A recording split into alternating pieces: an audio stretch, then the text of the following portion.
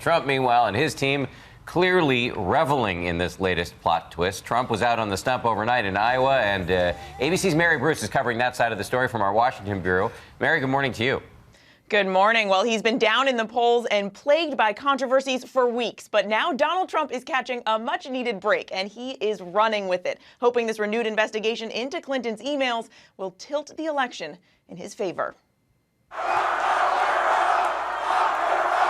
A re-energized Donald Trump taking the stage in Iowa overnight. The FBI, after discovering new emails, is reopening their investigation into Hillary Clinton. At rally after rally, Trump is relishing Clinton's October surprise. This is bigger than Watergate.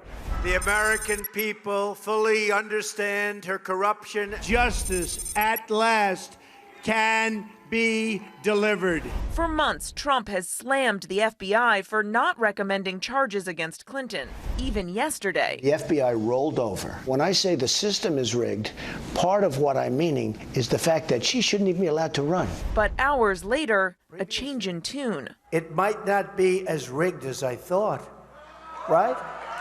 Right? Very proud that the FBI was willing to do this, actually. Really. Very proud. Now, Trump is hoping this will be a turning point, and so are many Republicans. The party is welcoming this new line of attack as Republican candidates make their closing arguments to voters. Dan and Paula? All right, to be continued. Mary, thank you. We want to bring in ABC Chief White House Correspondent John Karl. John, good morning to you. Thanks for joining us. And, John, we are 10 days out. Could you believe it? 18 million people have voted. Does this shake up the race, or have people really already made up their minds? Well, Donald Trump famously said during the primaries that there are people that would vote for him even if he shot somebody on Fifth Avenue.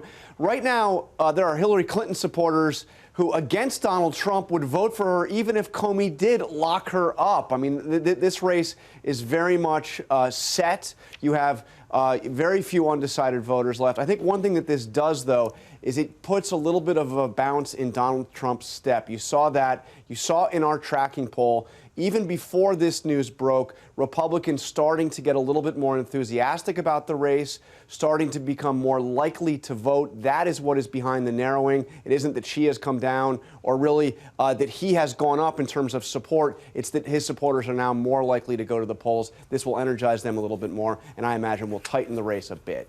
So how does it change the strategy going forward? Clinton was going to campaign in Arizona this weekend, a traditionally red state. Is this kind of a reset button where she's going to have to go retrench her base?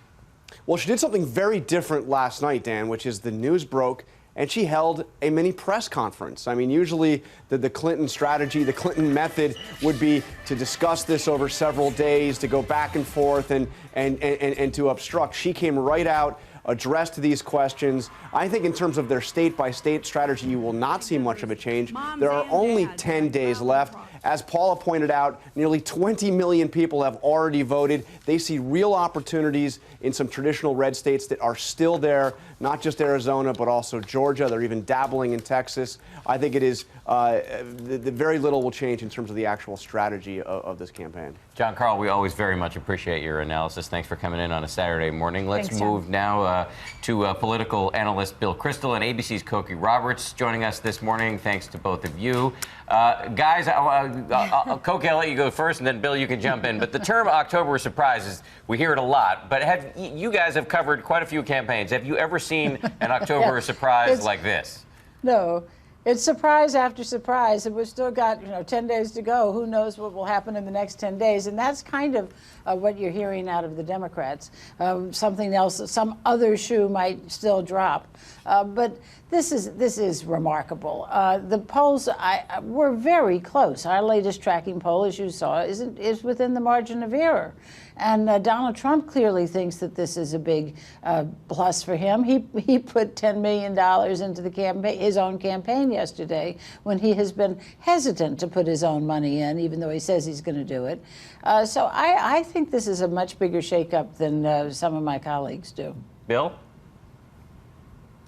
Yeah, I tend to agree with Cokie. There was a surprise in '92. I was in the Bush-Quayle White House. I was Vice President Quayle's chief of staff. The special prosecutor, Lawrence Walsh, indicted former Secretary of Defense Caspar Weinberger on the Friday before Tuesday, so 5 days out, 4 days out. Wow. We were outraged, and I still am outraged about that. I don't know that we were coming back a little bit. We probably would have fallen short anyway. So these things, it reminded me of that when I heard the news yesterday.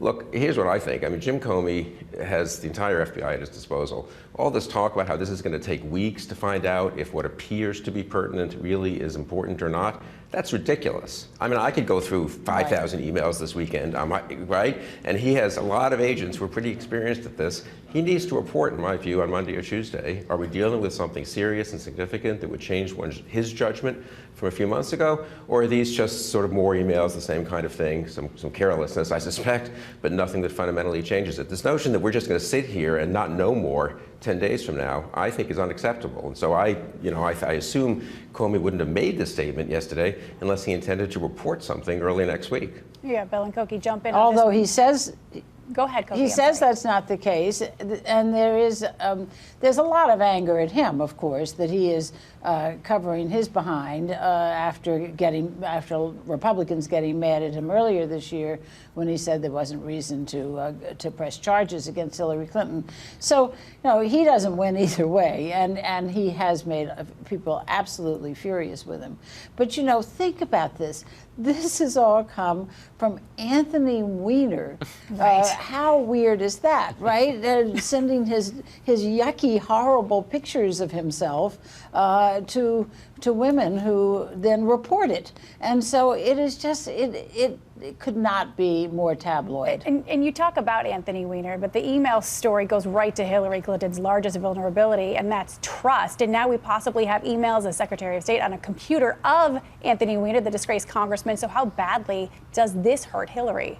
Well, I think it depends what they are. And it's really ridiculous, I mean, honestly, that we have to sit here speculating about it. This appears to be pertinent. He's got the Federal Bureau of Investigation at his disposal. Maybe Pierre Thomas is right that he needs to get a separate search warrant. How long does that take if you're the FBI director? And how long does it take to go through these and say at least, whoa, there seems to have been more distribution of classified material than we thought. This was, or basically, it turns out there's some additional emails from Huma Abedin to Hillary Clinton or vice versa, but there's no big deal. Now, if these are incidentally were emails that are work-related that she didn't turn over, and when she was supposed to turn over all the work-related emails, that's another question. But these are not, this is not rocket science, and we should not let, in my opinion, the FBI likes to say it's very, very complicated, we need weeks, months. It's totally, he should put every agent on this, and I do think he needs to tell the voters on, Monday or Tuesday or Wednesday of next week what his basic judgment is here, whether he's fundamentally changed his opinion of the situation or not. And he will be under pressure to do so, no question about it. Koki and Bill, thank you very much for joining us on a Saturday morning. We appreciate it. We want to remind everybody you can download the ABC News app and get live streaming breaking news reports from the campaign trail, and stay with ABC News for complete coverage on Election Day itself, just 10 days away. Can't believe it.